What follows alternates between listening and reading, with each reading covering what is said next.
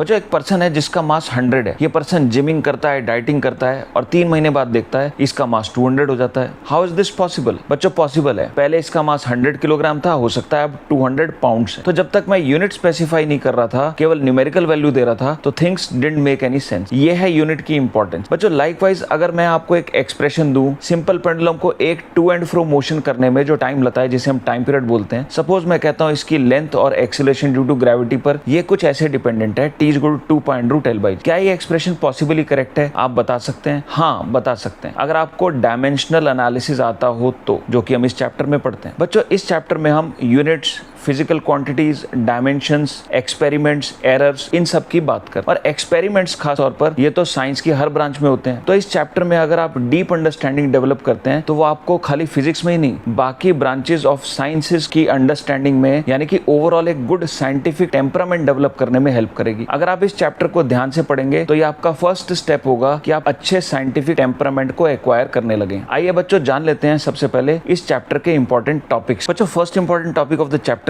Types of physical quantities. Physical quantities यानी कि ऐसी क्वांटिटीज जिनकी मदद से हम फिजिकल वर्ल्ड को डिस्क्राइब कर सकते हैं। For example mass, length, time, density, temperature, magnetic flux etcetera. In quantities को हम 3 पार्ट्स में बांट सकते हैं। पहला फंडामेंटल और बेस, दूसरा डिराइव्ड एंड तीसरा सप्लीमेंट्री। ये जानना इंपॉर्टेंट है। Then second important topic is system of units. Firstly unit का मतलब एक स्टैंडर्ड रेफरेंस होता है। फॉर एग्जांपल किलोग्राम मास की यूनिट है और एक पर्सन का मास 60 किलोग्राम का मतलब ये होता है कि पर्सन का मास रेफरेंस के 60 टाइम्स है। सेकेंडली बच्चों ओल्ड सिस्टम ऑफ यूनिट यानी कि MKS, CGS, FPS के बारे में आपको पता होना चाहिए। देन थर्ड आपको लेटेस्ट जो सिस्टम ऑफ यूनिट है, इंटरनेशनल सिस्टम या SI सिस्टम, इसके बारे में ये मालूम होना चाहिए कि इसमें 7 फंडामेंटल क्वांटिटीज हैं। Mass, length, time, current, thermodynamic, temperature, amount of substance and luminous intensity, और 2 सप्लीमेंट्री क्वांटिटीज हैं, planar angle and solid angle. Then बच्चों नेक्स्ट आपको मालूम होना चाहिए, इंपॉर्टेंट है, प्रीफिक्सेस की नॉलेज। फॉर एग्जांपल पिकोमीटर में P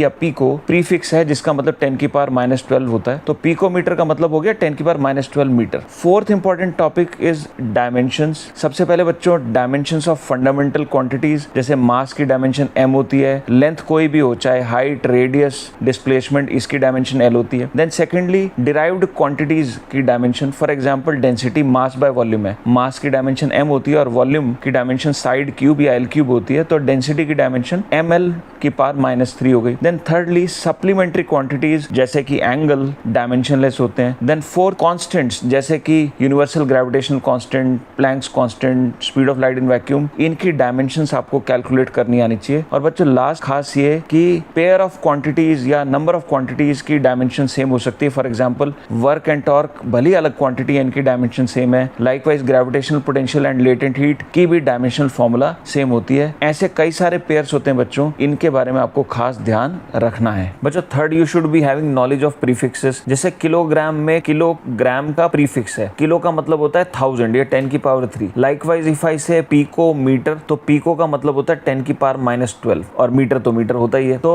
प्रीफिक्सेस के मतलब मीनिंग आपको याद होनी चाहिए, नहीं तो प्रॉब्लम्स में आप अटक सकते हैं। Then fourth important topic is dimensions, जिसमें सबसे पहले फंडामेंटल क्वांटिटीज की डायमेंशंस जैसे कि हाइट, रेडियस, डिस्प्लेसमेंट एटसेट्रा। बच्चों हम समझते हैं लेंथ होती है, तो इन सभी की डायमेंशन होती है कैपिटल L या L से हम डिनोट करते हैं। लाइकवाइज चाहे एप्पल का मास हो चाहे एटम का मास हो, मास है, इसके कॉरस्पॉन्डिंग डायमेंशन को हम m लिख सकते हैं। नेक्स्ट आपको डायमेंशन या डायमेंशनल फॉर्मूला भी बोल सकते हैं, डिराइव्ड क्वांटिटीज का भी निकालना आना चाहिए। जैसे अगर डेंसिटी का एग्जांपल हम लें जो कि मास बाय वॉल्यूम होता है, और वॉल्यूम हम फॉर एग्जांपल क्यूब का सोचें तो वो साइड का क्यूब होता है, तो वॉल्यूम यानी कि metre into metre metre cube में होता है और मास किलोग्राम में होता है। कॉरस्पॉन्डिंग अगर डायमेंशनल फॉर्मूला देखें डेंसिटी का, मास बाय वॉल्यूम का, तो मास का डायमेंशन होगा m और वॉल्यूम का डायमेंशन होगा L क्यूब। तो जो डायमेंशन डेंसिटी का हो जाएगा m/L³ या ml-3। तो ये बच्चों ऐसे एक्सप्रेस करना, डिराइव करना हमें आना चाहिए। देन यू शुड अंडरस्टैंड कि सप्लीमेंट्री क्वांटिटीज जैसे कि एंगल्स, दे आर डायमेंशनलेस, इनकी कोई डायमेंशन नहीं होती, ये याद रखना बहुत इंपॉर्टेंट हो जाता है।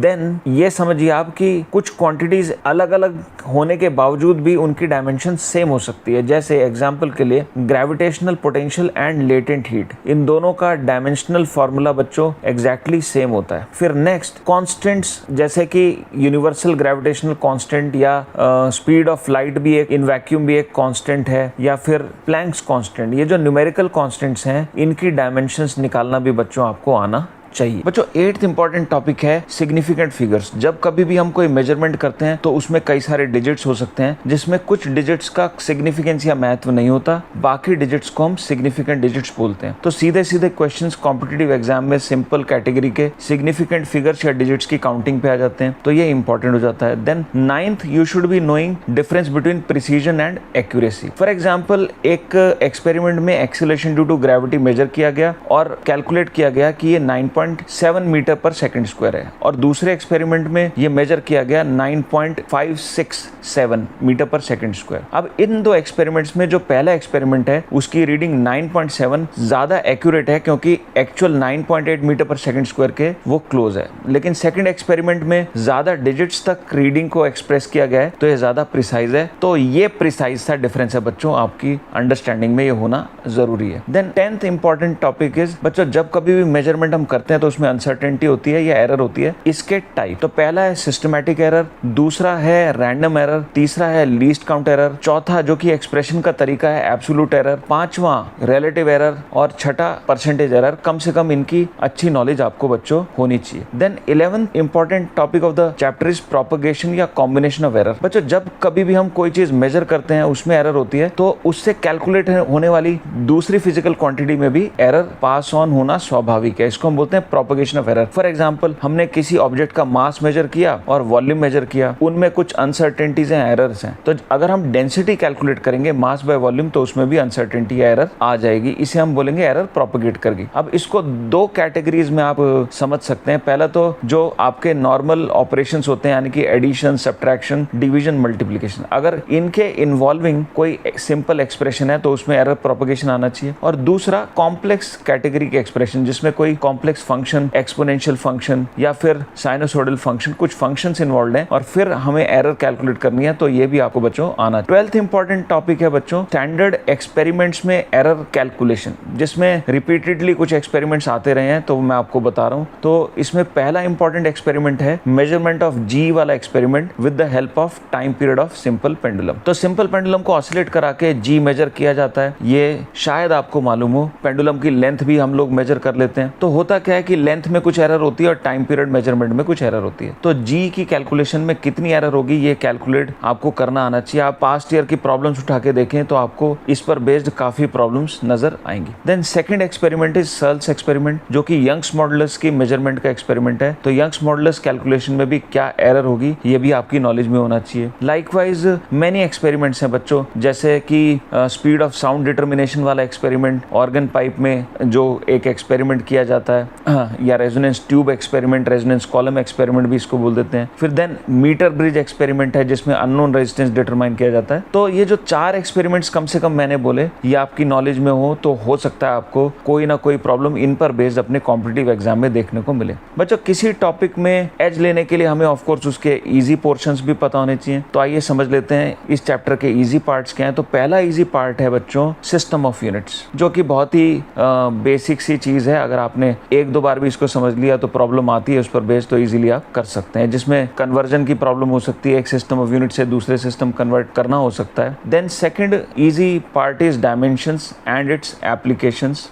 इसमें बच्चे इजीली क्वेश्चन सॉल्व कर सकते हैं, कोई खासी दिक्कत उनको नहीं आती। बच्चों नेक्स्ट समझते हैं कि डिफिकल्ट पार्ट क्या है। तो इस चैप्टर का डिफिकल्ट पार्ट है एरर एंड इट्स प्रोपगेशन, यानी कि पहले तो बच्चों को एरर के टाइप समझने में थोड़ी दिक्कत आती है, एरर का कॉन्सेप्ट समझने में दिक्कत आती है, और जब बात आ जाती है उसके प्रोपगेशन की तो उसमें और वो चैलेंज फेस करते हैं। तो इस टॉपिक को बहुत ध्यान से आपको पढ़ना पड़ेगा, और अगर आपको नहीं समझ में आ रहा तो इंटरनेशनल ऑथर्स की कुछ अच्छी बुक्स में थ्योरी आप रेफर कर सकते हैं, है ना, या कोई अच्छे गुड रिसोर्स से इस टॉपिक को आपको पढ़ने की आवश्यकता बच्चों है। रटने की कोशिश मत कीजिएगा, इसमें डीपली समझने की कोशिश आप कीजिएगा। बच्चों नेक्स्ट समझ लेते हैं इस टॉपिक में गुड कमांड के लिए प्री रिक्विजिट्स क्या है। तो पहली नेचुरल रिक्वायरमेंट है बेसिक मैथमेटिक्स की गुड अंडरस्टैंडिंग, यानी कि आपको एल्जेब्रा अलजेब्रा, ट्रिग्नोमेट्री, है ना, ये सब जो है अच्छे से आना चाहिए। Then secondly differential integral calculus की अंडरस्टैंडिंग, खासतौर पे डिफरेंशियल कैलकुलस, क्योंकि जब हम एरर कंप्यूटेशन करते हैं बच्चों कॉम्प्लेक्स केसेस में, तो वहां पर डिफरेंशिएशन अपने को करना पड़ता है। और थर्डली आपको फंक्शंस की अंडरस्टैंडिंग, जैसे कि sinusoidal function, logarithmic function, exponential function, इनकी गुड अंडरस्टैंडिंग होना काफी इंपॉर्टेंट हो जाता है। अगेन क्योंकि जब एरर कंप्यूटेशन की बात आती है तो हमें लॉग लेना पड़ता है, लॉगरिथमिक फंक्शन का यूज करना पड़ता है। और ऐसा देखा गया है कॉम्पिटिटिव एग्जाम में, जो एक्सप्रेशंस जिनमें एरर कंप्यूटेशन हमें करनी होती है, प्रोपगेशन ऑफ एरर निकालनी होती है, तो वो एक्सपोनेंशियल फंक्शंस भी आए हुए हैं, साइनोसोइडल या ट्रिग्नोमेट्रिक फंक्शंस पर बेस्ड क्वेश्चन भी देखे गए हैं। तो इनकी अच्छी नॉलेज होगी तभी ये क्वेश्चन आप कर पाएंगे। बच्चों नेक्स्ट हम जानते हैं इस टॉपिक में एक्सेल करने के लिए आपकी क्या आइडियल स्ट्रेटजी हो सकती है। बच्चों नीट पर्सपेक्टिव से ये टॉपिक कितना इंपॉर्टेंट है ये समझने के लिए लास्ट 5 इयर्स में नीट में इस टॉपिक की वेटेजेस जान लेते हैं। नीट 2023 में इस चैप्टर से 2 क्वेश्चंस हैव बीन आस्क्ड, 22 में 4 questions have been asked, 21 and 19 in both the years 3 questions have been asked, and year 2020 5 questions have been asked. Overall 5 years में 17 questions have been asked from this topic which have been of easy to moderate difficulty level. बच्चों weightages देख करके समझ में आता है कि ये टॉपिक काफ़ी इंपॉर्टेंट है। एट द सेम टाइम ध्यान रखिए इजी भी है, और आप अपने एग्जाम में अराउंड 3 to 4 प्रॉब्लम्स इस टॉपिक से एक्सपेक्ट कर सकते हैं। बच्चों किसी टॉपिक की इंपॉर्टेंस हम पास्ट ईयर की वेटेज से पता लगा सकते हैं। जेईई मेन 23-22 दोनों ही ईयर्स में सेक्शन 1 में इस चैप्टर से 0 to 1 प्रॉब्लम आई है, सेक्शन 2 में 0 प्रॉब्लम आई है, यानी कि 4 मार्क्स की वेटेज आप बोल सकते हैं। ईयर 21 में सेक्शन 1 में 1 to 2 प्रॉब्लम्स, सेक्शन 2 में 0 to 1 प्रॉब्लम देखने को मिली है, यानी कि 4 to 8 मार्क्स की वेटेज बोल सकते हैं। अगर 3 साल में देखें तो कॉन्सेप्चुअल प्रॉब्लम्स की क्वांटिटी 63 रही है, वाइल 4 न्यूमेरिकल प्रॉब्लम्स पूछी गई हैं। तो क्लियरली इस चैप्टर से हाई प्रोबेबिलिटी है कि आपके एग्जाम में कॉन्सेप्चुअल प्रॉब्लम्स आएंगी, तो उनकी आपको ज्यादा प्रैक्टिस करनी है। बच्चों कॉम्पिटिटिव एग्जाम में जो प्रॉब्लम्स आई हैं उनकी level, difficulty level easy to moderate रही है, यानी कि ये एक ऐसा चैप्टर है जो कि अच्छा स्कोर लाने की एक अपॉर्चुनिटी आपको प्रपोज करता है। तो इस चैप्टर को आपको ध्यान से पढ़ना चाहिए।